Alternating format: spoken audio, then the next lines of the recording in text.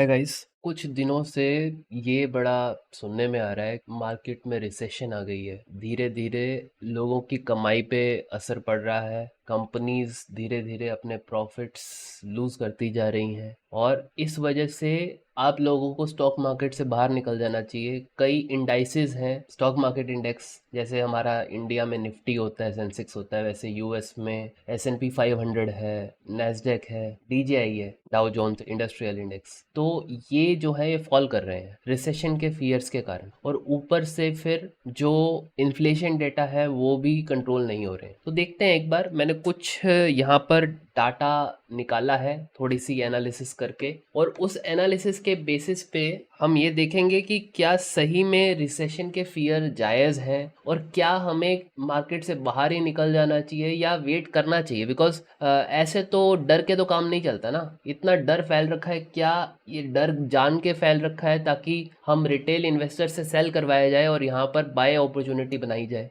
देखते हैं एक बार। सबसे पहले मैंने जो इंडेक्स हैं, प्रोमिनेंट इंडेक्स हैं, जो पूरे वर्ल्ड के इंडेक्स हैं, अलग अलग कंट्रीज़ के इंडेक्स हैं जो इम्पोर्टेंट है, उनकी डिटेल निकाली है। अब ये देखो, जो S&P 500 है वो अपने टॉप से 8.4% नीचे है। उसने अभी कुछ टाइम पहले हाई बनाया था और वो 8.4% नीचे है। और मैंने यहाँ पर पीई और एवरेज पीई का भी डेटा निकाला है। प्राइस टू अर्निंग रेशो कितनी चल रही है, 24 एवरेज पीई है और इस समय 27 चल रही है, तो थोड़ा बहुत डिफरेंस है। ऐसी नेस्डेक है जिसमें मेजरली आईटी कंपनीज हैं, वो भी 13% डाउन है अपने टॉप से, ऑल टाइम हाई से, और उसका पीई जो है इस समय 37 चल रहा है, जो कि एवरेज जो है 26 के अराउंड होता है, ज़्यादा चल रहा है। आईटी कंपनीज के कारण ही मैं कहूँगा कि एक बबल सा फॉर्म होते दिख रहा है लोगों को। बबल दिखता है ना जब टॉप बनता है, तो इवन बड़े बड़े एनालिस्ट बोलते हैं कि ये नहीं होना चाहिए बिकॉज बहुत हाई वैल्यूएशन जा रही है। वो भी देखेंगे हम वैल्यूएशन कैसी है। डाउ जोन्स 6.4% गिरा है। ये कम क्यों गिरा है? क्योंकि ये इक्वल वेटेड इंडेक्स है, market cap based weighted index नहीं है। मतलब इसमें जितने भी शेयर्स हैं इस इंडेक्स के अंदर, सबकी वेटेज बराबर है, जबकि S&P 500 में मार्केट कैप के हिसाब से वेटेज है। तो डाउ जोन्स 6.4%, पर इसका पीई 31 चल रहा है और एवरेज पीई 20 है। मैं थोड़ा जल्दी करता हूँ। FTSE जो यूके का इंडेक्स है वो 4.8% गिरा है और 69 इसका पीई है, 48.6 इसका एवरेज पीई है। CAC फ्रांस का 18.9% और 24.1% एवरेज, और ये 13.43% गिरा है। इसका थोड़ा ज़्यादा फॉल है और इसका पीई भी बिलो एवरेज चल रहा है, मतलब ये थोड़ा सा अंडर वैल्यूड चल रहा है। हैंग सेंग 14.83% गिरा है, चाइना का 9.9 इसका पीई है और 16 इसका एवरेज है। मतलब इसमें ग्रोथ पहले बहुत हो चुकी है चाइना में, और इस समय उसका पीई कम चल रहा है। इसका मतलब ये भी कह सकते हैं कि लोगों में रिसेशन के फियर्स हैं, लेकिन अर्निंग्स जो हैं वो ज़्यादा हैं। जब अर्निंग्स ज़्यादा होती हैं और प्राइस इतना नहीं होता, मतलब डिमांड कम होती है, तो पीई रेशो अपने आप से गिर जाती है, प्राइस टू अर्निंग रेशो, मतलब अर्निंग बढ़ गई है, और यही हमें साफ दिख रहा है। हाँ, सबसे इंपॉर्टेंट है निकेई, जिसमें अलर्ट है। निकेई जो है 20% गिरा है, मतलब जो बॉटम बना था उससे थोड़ा ऊपर आ गया है। पर यहाँ पर मेन एक एक्टिविटी हुई है जो मैं आपको अभी बताता हूँ, जिस वजह से ये सबसे ज़्यादा फॉल किया है, और इसके कारण पूरे के पूरे वर्ल्ड इकोनॉमी में टेंशन का माहौल है। ये 17.7 इसकी पीई होती है और ये 15 चल रहा है। सेंसेक्स और निफ्टी कुछ खास नहीं गिरे हैं, 3-4% गिरे हैं। लोगों में डर आ गया है, और इस वजह से हमारा जो विक्स है ना, इंडिया विक्स, वो भी बढ़ गया था। मैं आपको दिखाता हूँ। वॉलेटिलिटी इंडेक्स इंडिया विक्स जो है 20% चला गया था, अभी 18 के आसपास चल रहा है। हमारी मार्केट 7-8 फॉल करी कल निफ्टी, जिस वजह से ये पैनिक सेलिंग हुई और 14.3 से सीधे 20.36 चला गया। इसको कहते हैं वॉलेटिलिटी इंडेक्स विक्स, और ये फियर इंडेक्स भी कहते हैं इसको। मतलब लोगों में फियर बताता है कि कितना है। अगर मार्केट में सडन मूवमेंट्स आएंगी तो विक्स बढ़ जाएगा, और यही शो हुआ है। 14 से सीधा 20 होना, और 20% ऐसा माना जाता है कि हाई वॉलेटिलिटी है। ये अराउंड आप लगा लो, बहुत जैसे वॉर का टाइम होता है उस समय होता है, या कोई टेंशन का टाइम होता है, डर का टाइम होता है, उस समय होता है। ठीक है, ऐसे ही जो S&P 500 है उसका विक्स भी जो है वो 40.27% चला गया था, जबकि इसने हाई 65 का बनाया था। ये 76% इंक्रीज़ है। जो पिछली वैल्यू थी वो 23 पे चल रहा था और सीधा 40 पे आ गया था विक्स वॉलेटिलिटी इंडेक्स, मतलब लोगों में डर बढ़ गया था। आगे वहीं चलते हैं, ये हुआ क्यों। आप देखो, एक तो रिसेशन के फियर्स लोगों में वैसे ही होते हैं, जब मार्केट बहुत ज़्यादा चढ़ जाती है तो लोग सोचते हैं करेक्शन होनी है, तो उसको वो कंफ्यूज कर लेते हैं रिसेशन से। Correction is not recession. Market में करेक्शन होती रहती है, जब कंपनीज बहुत ज्यादा ओवर वैल्यूड हो जाती हैं तो मार्केट में करेक्शन भी होती है। अब इतना महंगा हो जाएगा तो दाम नीचे तो आएगा ही, बबल फूटेगा। तो थोड़ा सा वो भी हुआ है। ये जो इंपॉर्टेंट यूएस की कंपनीज हैं, Apple, Microsoft, Nvidia, Google, Nvidia का नाम आप बहुत सुन रहे थे, इनके स्टॉक्स में काफ़ी करेक्शन हुई है। देखो, एप्पल में 11.79% हुई है, माइक्रोसॉफ्ट में 15.6%, एनवीडिया जो बहुत ज़्यादा न्यूज़ में था वो सबसे ज़्यादा गिरा है 26%। ऐसे ही टेस्ला, टेस्ला हमेशा न्यूज़ में रहता है, ये 26% गिरा है। ब्रॉडकॉम 23% गिरा है, ताइवान सेमीकंडक्टर 23% गिरा है, ऐसे ही अमेजोन 20% गिरा है। अब ये क्यों गिरे हैं? क्योंकि इनकी वैल्यूएशंस, पीई रेशोज़ काफ़ी हाई जा रखी थी, जो कि इनके एवरेजेस, मैंने इनकी एवरेज पीई रेशो भी लिखी है, एवरेज पीई रेशो 10 ईयर, ये मैंने लिखी है साथ में, ताकि आप कंपेयर कर सको कि जो इनकी 10 साल की एवरेज है उनके हिसाब से इनकी करंट पीई रेशो कितनी है, और करंट गिरने के बाद है, ठीक है ना। एप्पल की 20 होती है एवरेज, 21 होती है, अब 35 है। माइक्रोसॉफ्ट नियर टू एवरेज आ गया है। एनवीडिया 50 के आसपास रहता ही है और 58.7 अभी चल रहा है, मतलब ये और भी ज़्यादा होगा। 26% गिरा, 1/4 गिरा है। आप लगा लो इसकी पहले कितनी होगी पी रेशो, 70-75 रही होगी। ऐसे ही गूगल की जो पीई रेशो है वो नीचे आ गई है अपनी एवरेज से। ऐसा भी हो सकता है कि कंपनीज में कभी ज़्यादा डिमांड होती है, कभी कम डिमांड होती है, उस वजह से किसी साल में ज़्यादा पीई रेशो होती है, तो सबकी एवरेज मिला के ना कई बार ज़्यादा भी शो हो जाती है पीई रेशो। ये 10 ईयर की एवरेज है, मैं आपको शो कर रहा हूँ, तो उस हिसाब से आप कंपनीज देख सकते हो कितनी ओवर वैल्यूड है। मतलब मैं वैसे एक रियलिटी देखोगे तो मानोगे तो 20 से ऊपर जितनी पी रेशियो है बहुत ज़्यादा ही होती है। मतलब अर्निंग आप मान लो 100 रुपये कर रहे हो और 2000 रुपये आपका स्टॉक है, 2000 रुपये आपकी मार्केट वैल्यू है, तो आपको 20 साल लगेंगे अपने जो 2000 रुपये है वो रिटर्न करवाने के लिए। मतलब आपने 20,000 रुपये लगाए हैं तो 100 रुपये आपको साल में कमाई होगी। इस हिसाब से आप देखो तो 20 साल बाद जाके आपको 2000 रुपये वापस मिलेंगे अगर आपने इन्वेस्ट किया है तो वही है। अब जितनी ज़्यादा पी रेशो होगी, जैसे इनमें से सबसे ज़्यादा पी रेशो आप देखो किसकी है, एनवीडिया की। वही न्यूज़ में चल रहा है, 58 गुना पी रेशो है। मतलब कमाई 10 रुपये है और इसका जो प्राइस चल रहा है वो 580 चल रहा है। अगर आप 580 रुपये लगाते हो तो 58 साल बाद जाके आपके 100% का रिटर्न मिलेगा। जबकि आप एफडी करते हो, एफडी में भी आपको रिटर्न कब मिल जाता है? एफडी में आपको 100% का रिटर्न, अगर अभी 8% लेके चलो, ठीक है, तो 9 साल में आपके पैसे डबल हो जाएंगे। यहाँ पर 58 साल लगेंगे। मतलब पीई का कंसेप्ट ये होता है। पर लोग क्योंकि लगातार बाय करते रहते हैं तो ज़्यादा रिटर्न के भी चांसेस रहते हैं कई बार। पर अगर आप हायर वैल्यूएशन पे खरीदोगे तो नीचे ज़्यादा आने के चांसेस होंगे, क्योंकि वो फेयर वैल्यू पे ज़रूर आएगा। इसकी फेयर वैल्यू कितनी होगी वो मैं अभी, क्योंकि यूएस का सिटीजन नहीं हूँ, मेरे को ज़्यादा वहाँ की नॉलेज नहीं है। मैंने जस्ट पीई रेशो निकाली है और एवरेज पीई निकाली है, उस हिसाब से मैंने कैलकुलेट किया है। इंडस्ट्री पीई का भी मुझे इतना वहाँ कैलकुलेट, क्योंकि सारी कंपनी तो मैं जानता नहीं हूँ, इसलिए मैंने कैलकुलेट नहीं किया। अब ये टॉप से इतना गिरी है। पर आप एक चीज़ देखो, रिसेशन का जो फियर है ना वो इसमें है कि नहीं, वो आप यहाँ से देख सकते हो। जो अभी क्वार्टरली अर्निंग्स का रिजल्ट आया ना, वहाँ देखो सेल्स जो है मोस्ट कंपनीज की इंक्रीज हुई है। मोस्ट कंपनीज की सेल्स जो है वो सबकी इंक्रीज हुई है। आप देख रहे हो 19%, 7%, कुछ कंपनीज की बहुत ज़्यादा हुई हैं 13%, कुछ की नॉर्मल हुई हैं 2.2%। अब ऐसा है कि हम तो बस एक डेटा देख सकते हैं और यहाँ पर डेटा पॉजिटिव ही है। कईयों का बस थोड़ा कम है, गूगल का कम है, माइक्रोसॉफ्ट का कम है, ये आईटी कंपनीज है। इनमें हम कैसे डिसाइड करेंगे कि सिर्फ इन्हीं के बेसिस पे ही इकॉनमी चलती है। अमेजोन ने 29% का प्रॉफिट इस क्वार्टर में कमाया है, तो ये रिसेशनरी प्रेशर तो नहीं लग रहा है। मतलब प्रॉफिटेबिलिटी सफिशिएंट है। पर सिर्फ प्रॉफिटेबिलिटी तो नहीं हम कह सकते कि रिसेशन के बारे में बता देगी, क्योंकि वो तो पिछले 3-4 महीनों का डाटा है ना, पिछले क्वार्टर का डाटा है ना।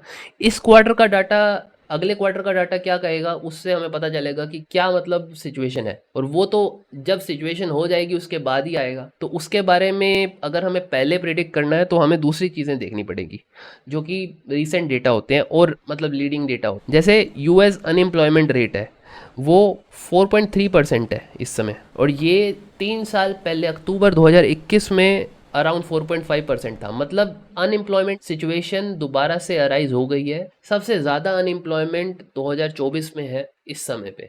और जॉबलेस क्लेम्स आप देख लो, ये 1 ईयर हाई पे है 2,49,000। मतलब जिन लोगों ने बेरोजगारी भत्ते के लिए अप्लाई किया है वो बढ़ गए हैं, मतलब अनएम्प्लॉयमेंट बढ़ गई है यूएस में, इस वजह से वो क्लेम ज्यादा आ रहे हैं। ये भी सिचुएशन रिसेशन की तरफ शो करती है कि हाँ रिसेशन का फियर है। जॉब ओपनिंग्स आप देख लो, ये लास्ट 3 साल के लो पर है। 8 मिलियन जॉब ओपनिंग्स हैं करंटली।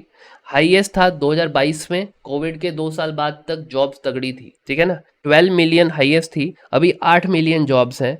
ये 3 साल का लो है, 3 साल के लो पर है, ये भी अच्छी बात नहीं है। फिर यूएस का manufacturing purchase manager index PMI, मतलब जो मैन्युफैक्चरिंग इंडस्ट्रीज हैं उनके जो परचेजिंग मैनेजर्स हैं, क्या वो परचेज कर रहे हैं इन्वेंटरी और ज़्यादा, वो कम हो गया। देखो 46.8 आ गया, और 50 से नीचे की वैल्यू थोड़ा सा रिसेशनरी वैल्यू होती है। 50 से ऊपर होगा तो ग्रोथ पे है इकोनॉमी, अगर 50 से नीचे आ जाता है तो वो थोड़ा रिसेशनरी है। तो आप ये देखो, फोरकास्ट 48.2 की थी लेकिन वैल्यू आई 46.8, काफ़ी नीचे आ गया, ठीक है ना।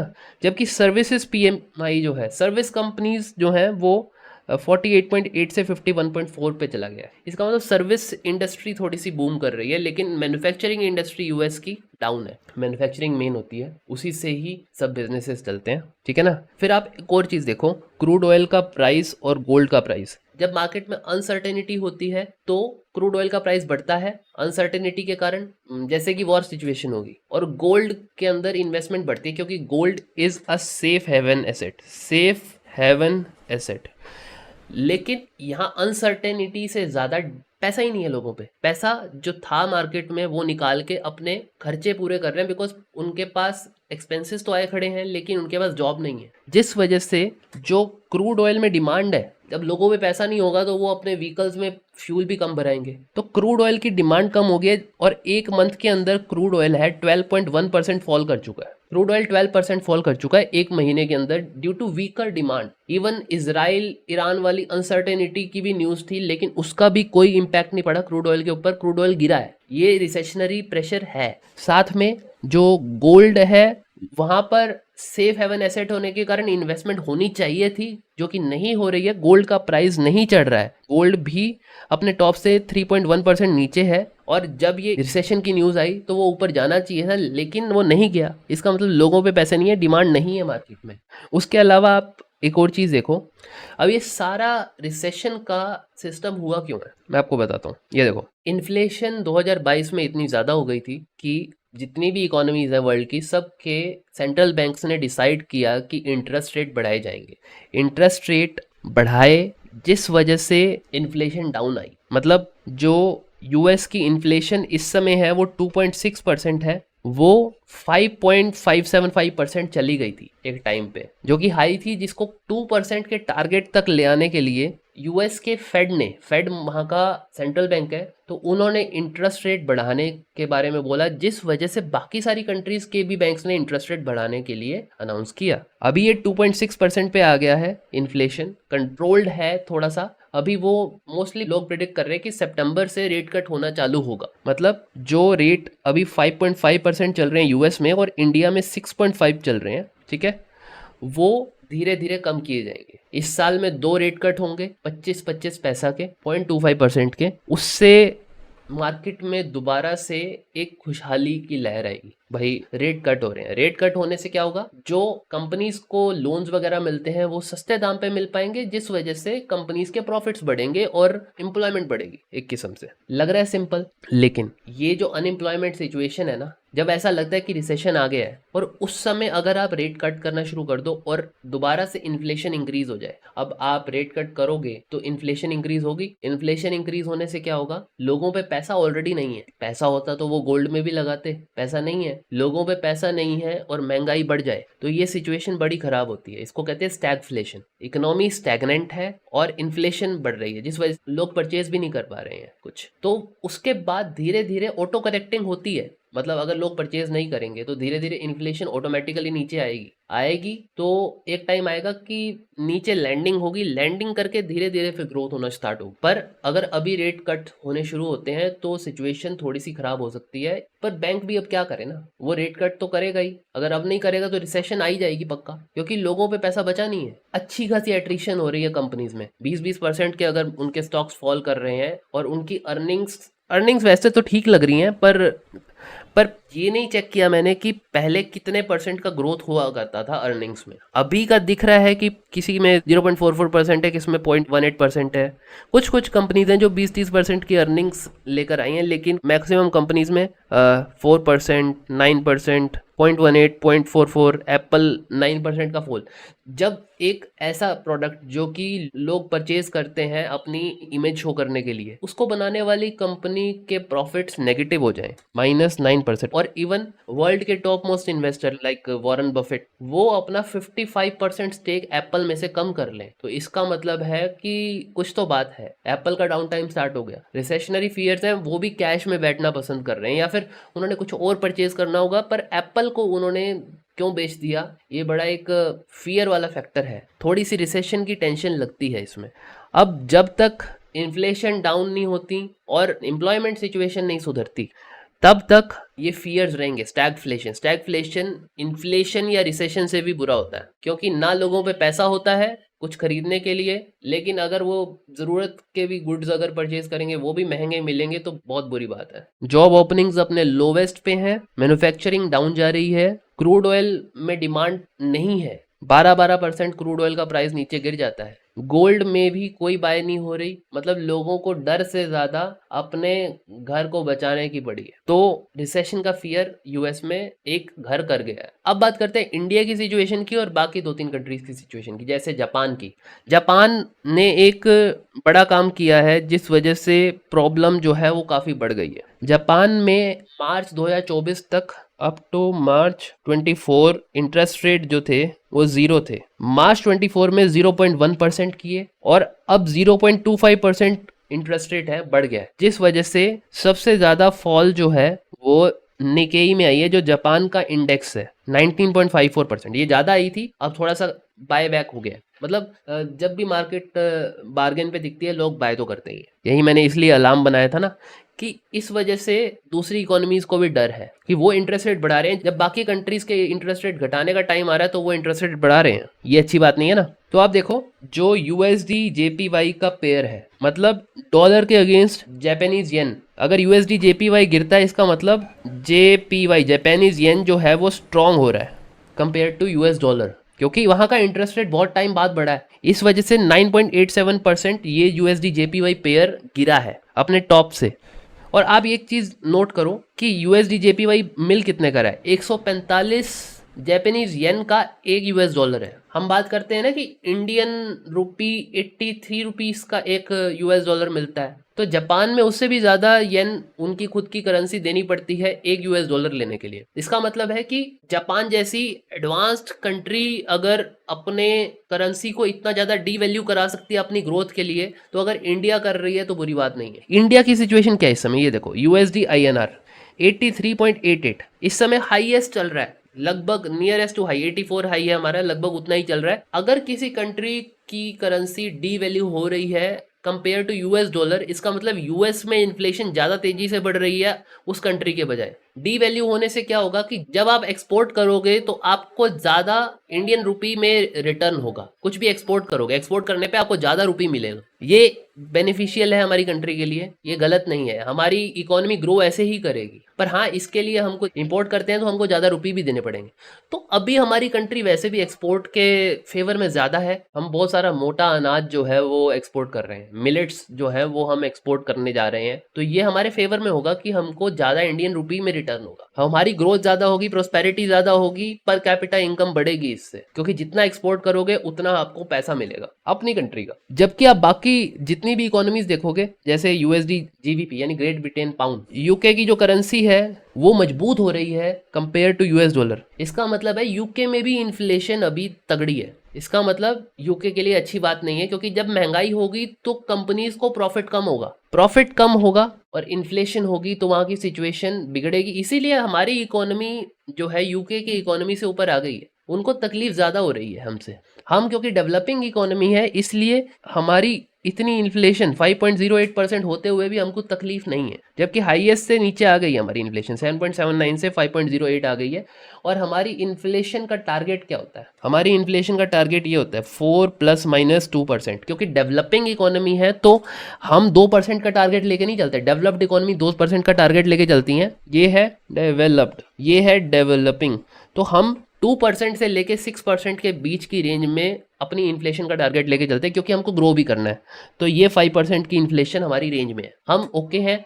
शायद से 8 अगस्त को जो इंटरेस्ट रेट डिसीजन आना है, क्या पता आरबीआई वहां पर इंटरेस्ट रेट कम भी कर दे, कुछ नहीं पता, क्या पता वो यूएस से पहले ही स्टार्ट हो जाए। इंटरेस्ट रेट कम होगा तो हमारे को ग्रोथ के चांस मिलेंगे, ठीक है ना। यूएसडी CNY, ये कंट्री बहुत अच्छी सिचुएशन में चल रही है। चाइना, इनका जो चाइनीज युआन है ये भी नियरली टॉप चल रहा है। मतलब चाइना ने भी अपनी करेंसी को डीवैल्यू कराया है। डीवैल्यू कराने से कंट्री ग्रो होती है, प्रोवाइडेड आप इन्फ्लेशन पे कंट्रोल रखो, सब कुछ ठीक ठाक रखो, तो वो भी नियर टू टॉप चल रहा है। पर वहाँ की इन्फ्लेशन सबसे बढ़िया चल रही है। देखो चाइना की इन्फ्लेशन 0.2% है, पता नहीं उन्होंने कैसे मैनेज की है। और वहाँ की ग्रोथ भी हो चुकी है तगड़े वाली। मेन बात यह है कि वर्ल्ड की मैन्युफैक्चरिंग वहीं से होती है, इलेक्ट्रॉनिक्स की, सेमीकंडक्टर की। और चाइना के इंटरेस्ट रेट भी ठीक चल रहे हैं, 3.35%। उन्होंने कम करना स्टार्ट कर दिया है। उनकी सिचुएशन बहुत बढ़िया है। उन्होंने कैसे मैनेज किया, मे बी ये पॉलिटिकल भी होता थोड़ा सा, क्योंकि आपकी सरकार का आपकी कंट्री के ऊपर पूरा का पूरा कंट्रोल है, तो आप अपने हिसाब से सिचुएशंस को मैनेज कर सकते हो विदाउट एनी वरीज।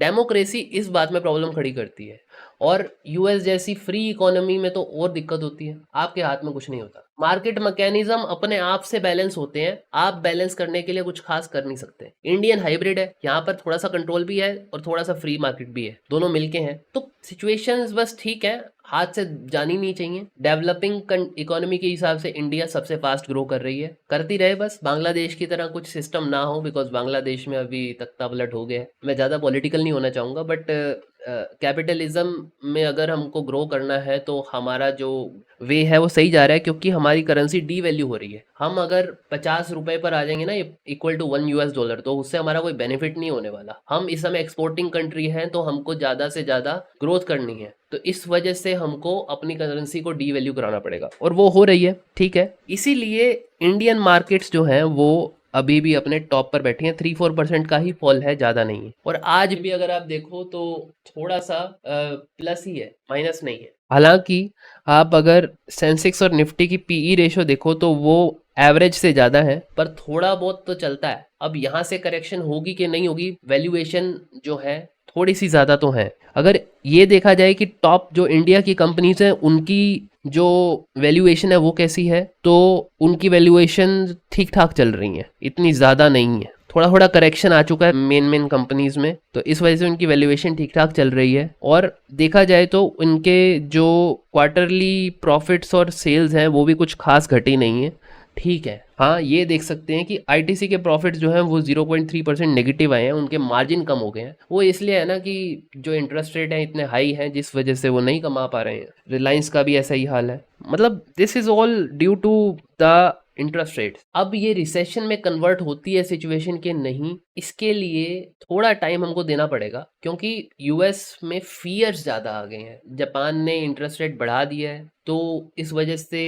कहीं यूएस का सेंट्रल बैंक अपने इंटरेस्ट रेट डिसीजन को चेंज ना कर दे, क्योंकि अभी मार्केट ने एक्सपेक्ट कर लिया है कि यूएस में सितंबर में इंटरेस्ट रेट कम होने जा रहा है। अगर वो नहीं हुआ तो ये मार्केट के लिए बहुत बड़ा सेटबैक होगा, रिसेशनरी टाइम आ जाएगा। पर फेड को भी ये पता है कि ऐसा करने से बहुत बुरा हाल हो सकता है, रिसेशन आ सकता है, तो शायद से वो ना करें। उन्होंने भी थोड़े से हिंट दे दिए हैं कि इंटरेस्ट रेट शायद से कट हो जाएंगे। अब देखो, it is all based on free market economy, वो अपने आप से अपने आप को बैलेंस कब करती है। काफ़ी नीचे उनके शेयर प्राइस भी आ चुके हैं, अभी और नीचे आते हैं कि नहीं वो डिपेंड करता है, पर नियर टू एवरेजेस बैठे हैं, अपनी अपनी 10 ईयर एवरेज के आसपास उनके पीई रेशियोज बैठी हैं। एनवीडिया काफ़ी ऊपर चला गया था, जिस वजह से उसको करेक्ट होना था। तो it is little bit fear of recession plus healthy correction in stocks, because जब उनका बबल बन जाता है तो हेल्दी करेक्शन होनी ज़रूरी होती है। अदरवाइज आप बताओ ना, जो चीज़ इतनी ऊपर चली गई वो थोड़ा बहुत तो नीचे आएगी ना, वो करेक्शन हुई है। अब इसको रिसेशन बोल देना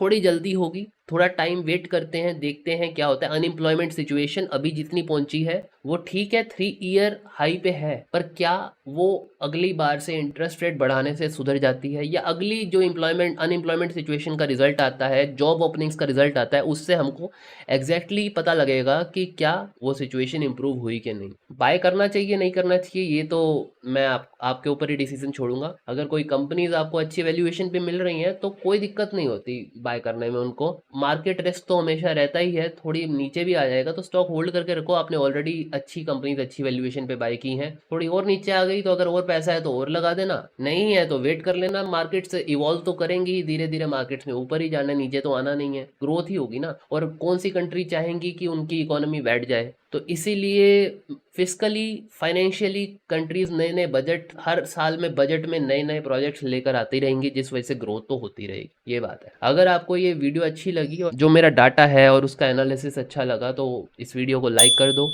और सबसे शेयर कर दो, क्योंकि इससे उनको थोड़ा सा आइडिया लगेगा कि क्या क्या चीज़ें देखनी होती है मैक्रो इकोनॉमिकली और अपनी कंट्री में भी, जिससे पता लगता है कि क्या सिचुएशन चल रही है। और ऐसी और फाइनेंस से रिलेटेड, स्टॉक मार्केट से रिलेटेड, इकोनॉमी से रिलेटेड इंटरेस्टिंग वीडियोस के लिए मेरे चैनल को सब्सक्राइब कर दो और बेल आइकन दबा दो, ताकि आपको रेगुलर नोटिफिकेशन आ जाए जब मैं ऐसी कोई वीडियो डालूं। मैं बहुत सारी वीडियोस डालने वाला हूं, कुछ एजुकेशनल होंगी, कुछ फैक्चुअल होंगी, कुछ इंफॉर्मेशनल होंगी, आपकी नॉलेज बढ़ाने का ही काम करेंगी। क्योंकि मैं भी बहुत ज़्यादा अपनी नॉलेज बढ़ाने पे ही काम कर रहा हूँ, लर्निंग फेज में हूँ। लर्निंग फेज कभी ख़त्म नहीं होता, we keep on learning. And जो सोचता है कि मैं सब कुछ सीख गया वो बेवकूफ़ी कर रहा है, वहाँ पे ही वो रुक गया। रुकना नहीं है, चलते रहना है, सीखते रहना है, अपने आप को डाउन टू अर्थ रखना है। और डाउन टू अर्थ रहते हुए ही मैं वीडियो ख़त्म करता हूँ। मिलते हैं अगली वीडियो में। जय भोलेनाथ।